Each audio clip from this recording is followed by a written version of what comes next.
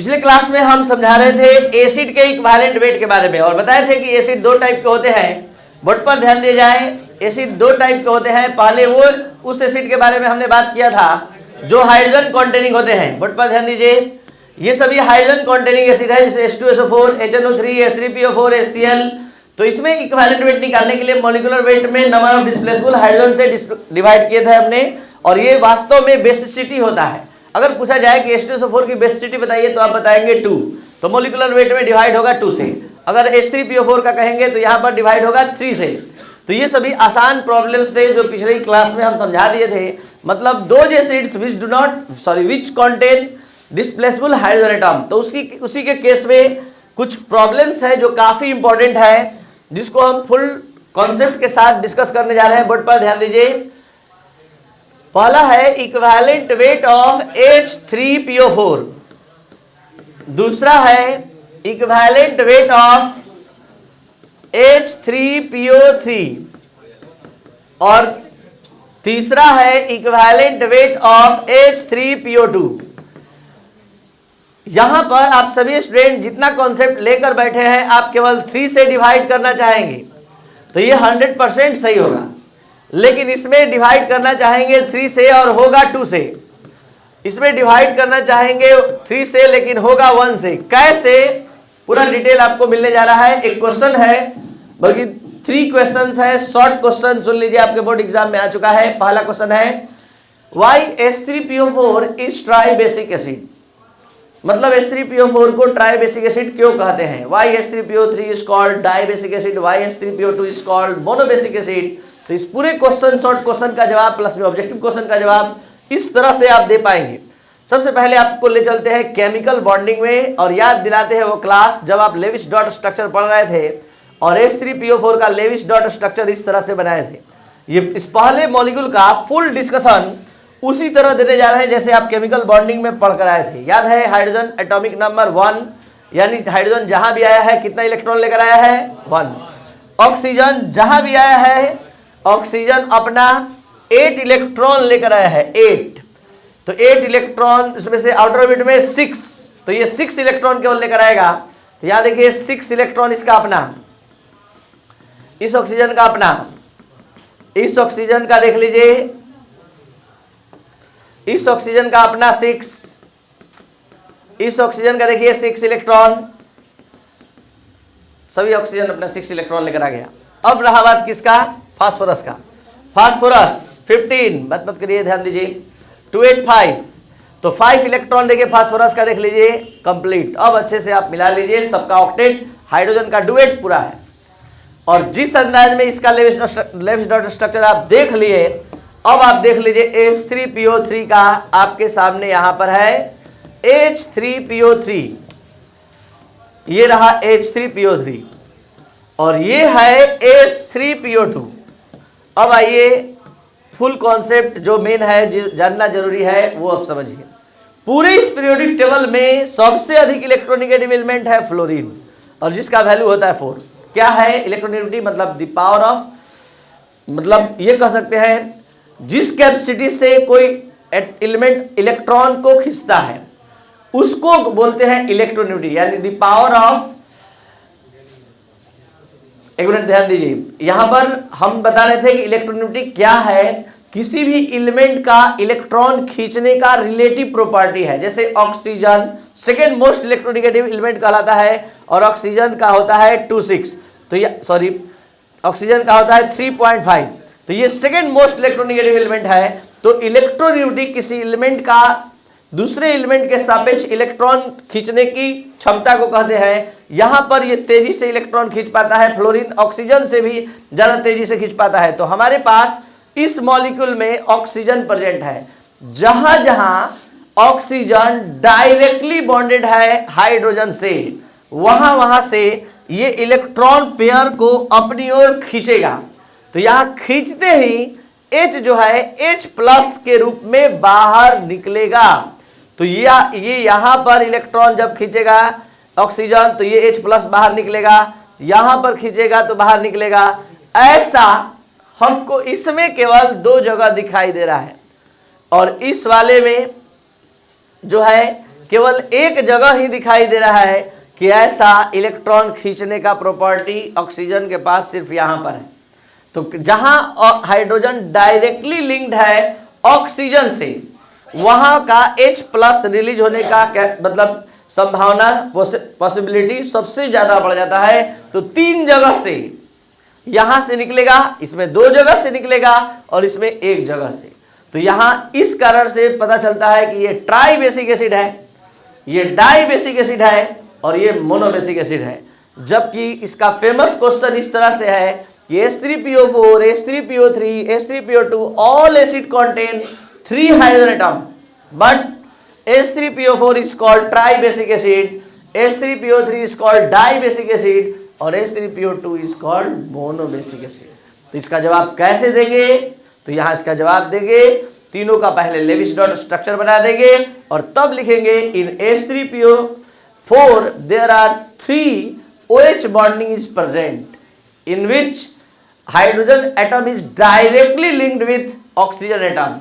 Therefore 3 displaceable hydrogen ions are present. Therefore H3PO4 is called tribasic acid।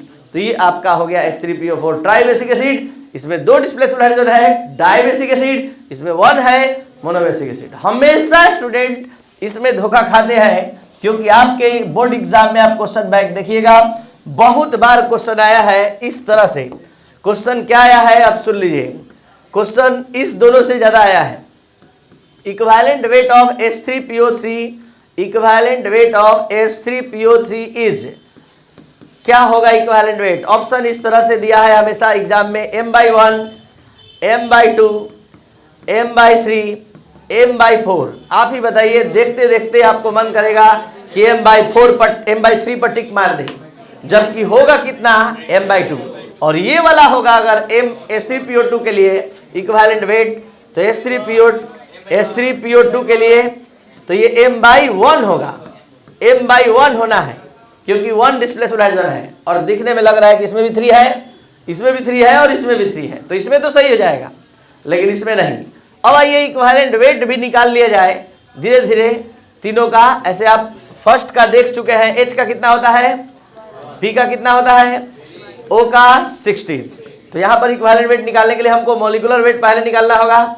Molecular weight 1 × 3, phosphorus 31, 16 × 4 divided by 3, तो ये आ गया 98/3, 32.6। और यहां अब इसका निकाला जाए तो इस वाले का H3PO3 के लिए, तो H3PO3 के लिए यहां मॉलिक्यूलर वेट में 2 से डिवाइड होना है और ये 1 × 3 प्लस 31 प्लस 16 × 3 डिवाइडेड बाई 2 आ रहा है 82/2, 41।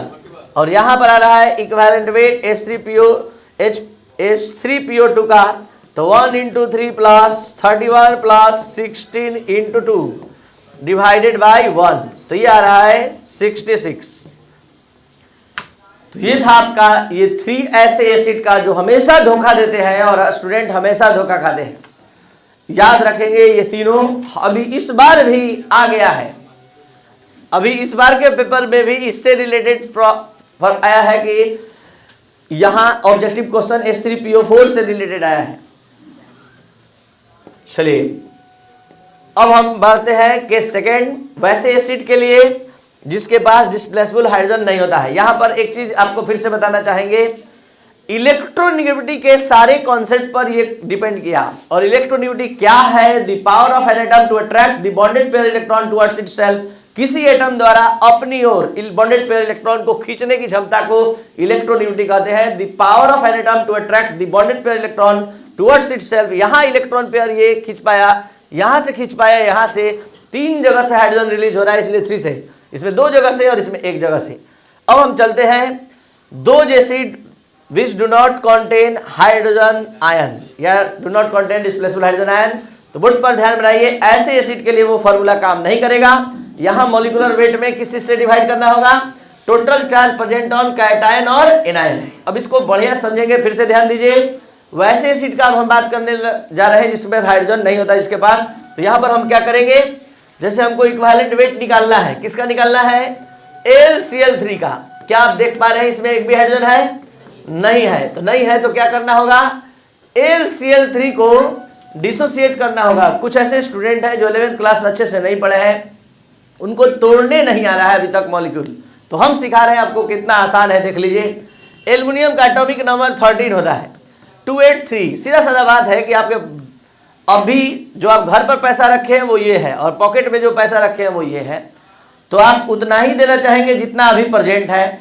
तो ये आउटर ऑर्बिट का इलेक्ट्रॉन है, इतना ही इलेक्ट्रॉन इसके पास लॉस करने की कैपेसिटी है, तो एल्युमिनियम पर 3 पॉजिटिव चार्ज होगा, ठीक है। और उसके बाद ये Cl का जहां तक बात है तो Cl का 17 287, तो जब भी 5 6 7 होता है तो इलेक्ट्रॉन लॉस नहीं गेन करके ऑक्टेट पूरा करता है। तो कितना गेन करेगा कि ऑक्टेट होगा 1, तो Cl हमेशा 1 गेन करेगा माइनस, और ऐसा Cl कितना है 3 है।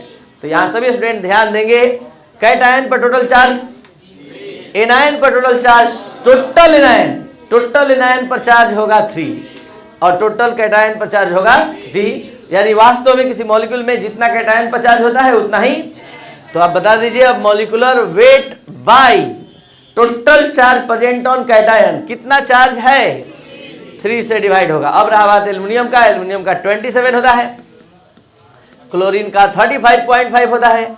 बताइए 27 प्लस मल्टीप्लाई करके तैयार रहिएगा आप लोग, बताइएगा 3 कितना रहा है? 153.5 55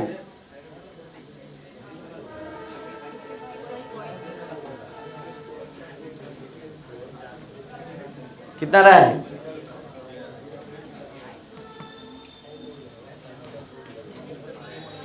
सही है 135 डिवाइडेड बाय 3। अब ये डिवाइड करेंगे हम लोग 4 4 5, ये इक्विवेलेंट वेट का कोई यूनिट नहीं होता है, यूनिटलेस होता है। तो यहाँ पर हम उस एसिड का बात किए जिसके पास डिस्प्लेसेबल हाइड्रोजन नहीं होता है। तो क्या आप सभी स्टूडेंट समझ पा रहे हैं इसको? और यहाँ इसके अकॉर्डिंग यहाँ 3 से डिवाइड हुआ, कितना आ गया 44.5, और यहाँ इक्विवेलेंट वेट निकाला था total charge present on cation और एनायन। कोई दिक्कत? तो नेक्स्ट क्लास हम लेकर आ रहे हैं सिर्फ बेस के लिए स्पेशल। सभी स्टूडेंट को ये पूरा मतलब लिखकर कंप्लीट कर लेना है इक्विवेलेंट वेट के टॉपिक को, और बहुत जल्द हम लाइव क्लास लेकर आ रहे हैं। तो आप घर बैठे अपना पढ़ाई कर सकते हैं। 600 में टोटल आपको केमिस्ट्री का कोर्स प्रोवाइड करने जा रहे हैं। बहुत जल्द इसके लिए इन्फॉर्मेशन आपको मिलेगा और क्लास भी स्टार्ट होगा।